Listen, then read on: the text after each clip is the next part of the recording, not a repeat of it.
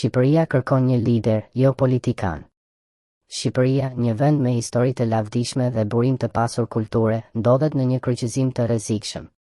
Nga njëra anë, pasuri të paparanatyrore dhe një popull me reziliencë të jashtëzakonshme, nga ana tjetër, një elit politike e korruptuar, e cila ka shndërruar shtetin në një mjet për pasuri private.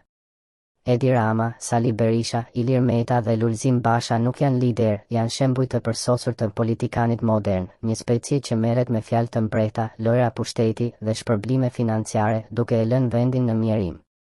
Shqipëria nuk ka nevojë për këta emra. Ajo kërkon një lider të vërtet, një adhetar që ta ngrejë kombin nga pluhuri, ta mbrojë tokën dhe identitetin dhe t'i japë shqiptarëve krenari për të qenë pjesë e këtij vendi. Pse politikanët e tanishëm janë dështim i plot? Karakteristikat e politikanit shqiptar janë të njohura: korrupsion, mendje shkurtër dhe mungesë të plot visioni. Këta individ kanë shfrytëzuar çdo mundësi për të pasuruar veten, familjet e tyre ose klientelën, ndërsa shteti është reduktuar në një bark të vjetër pa drejtim. Edi Rama ka shndërruar Shqipërinë në një kantier ndërtimi ku projekte të dyshimta fshehin marrëveshje me miliona euro dhe tendera të dyshimta. Sali Berisha, me një histori korrupsioni që nga vitet 90, ka bërë të mundur skemat piramidale që çuan në katastrofën e 97 dhe akoma mbështet një sistem klientelist. Ilir Meta ka manipuluar institucione për dekada, duke përfshirë audio regjistrime ku diskutonte blerjen e votave. Lulzim Basha dështoi të jepte një alternativë, duke e lënë PD-n në krizë identiteti. Ata nuk kanë asgjë të përbashkët me liderët historik të kombit. Përkundrazi, janë përfaqësues të një mafie politike që e ka bërë politikën një biznes. Cilësitë e një lideri të vërtet, çfarë i mungon Shqipërisë?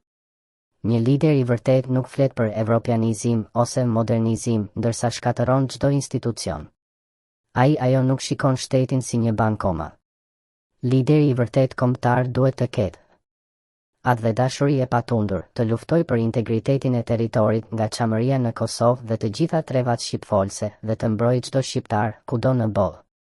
Vizioni për një Shqipëri të fuqishme, jo thjesht integrimi në BE, por krijimi një ekonomie produktive, shëndetësie publike cilësore dhe një sistemi arsimor që formon gjenerata të pavarura. Guximi për të kundërshtuar korrupsionin, një luftë e pamëshirshme kundër mafjeve politike dhe ekonomike, pa përjashtime. Lidhja me popullin, të dëgjoj zemrën e njerëzve, jo vetëm elitën e Tiranës. Ky lider nuk mund të jetë një fytyrë e re me të njëjtën mentalitet. Duhet të jetë dikush që e kupton thellë dëmin që kanë bërë dekadat e korrupsionit dhe nuk ka lidhje me këta rrjete. Historikisht, Shqipëria ka pasur lider të tillë, ku janë trashëgimtarët? Në vitin 1912, Ismail Qemali Bej Vlora ngriti flamurin në Vlorë, duke e çliruar Shqipërinë nga perandoria osmane. Gjergj Kastrioti Skënderbeu mbrojti tokën nga pushtuesit për 25 vjet. Çfarë kanë të përbashkët këto figura? Ata nuk u treguan kurrë administrator të pushtetit, ata ishin simbolet e shpirtit kombëtar.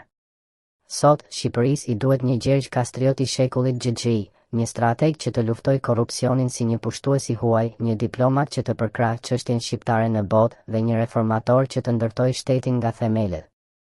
Ky lider nuk mund të vijë nga partitë ekzistuese, ato janë të infektuara. Duhet të lind nga lëvizja civile, nga protestat e rrugëve ose nga diaspora shqiptare, e cila ka parë se si funksionojnë demokracitë e vërteta. Diaspora, fuqia e pashfrytëzuar. Mbi 4 milion shqiptar jetojnë jashtë vendit. Ky është një burim i pashterur i njohurive, investimesh dhe kujdesi për atë dheun. Një lider i vërtet do t'i krijonte kushte diasporën, duke krijuar politika për të kthyer mbi gestionin dhe shpërblyer investimet e tyre. Në vend që të shikojë diasporën si një ndjeshmëri, si bëjnë politiktanët sot, ky lider do ta përdorë atë si një urë drejt zhvillimit. Revolta e mendjes dhe e zemrës. Problemi nuk është vetëm korrupsioni. Është prishja e lidhjes midis qeverisë dhe popullit.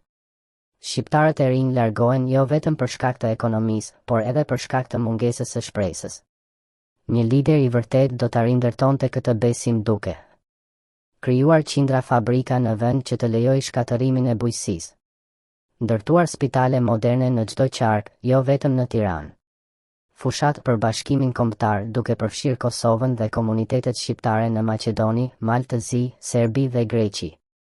Koha për një kryengritje të re. Shqipëria nuk ka nevojë për zgjedhje të reja me të njëjtat fytyra. Ajo ka nevojë për një kryengritje të mendjes dhe të shpirtit, një lëvizje që të rrëmbej pushtetin nga duart e të korruptuarve dhe ta dorëzojë atë tek njerëzit. Lideri i vërtet nuk do të vijë nga lart, por nga poshtë, nga studentët që protestojnë për arsim falas, nga mjekët që kërkojnë spitalet e pastra, nga fshatarët që nuk heqin dorë nga toka e tyre. Historia e Shqipërisë është një histori e mburje kundër të pamundurit. Sot, sfida është më e madhe se kur, të kthejmë një shtet të dështuar në një model të suksesshëm. Kjo nuk do të ndodhë me Ramën, Berishën, Metën ose Bashën. Do të ndodhë kur shqiptarët të vendosin se janë gati të lindin një legjendë e re.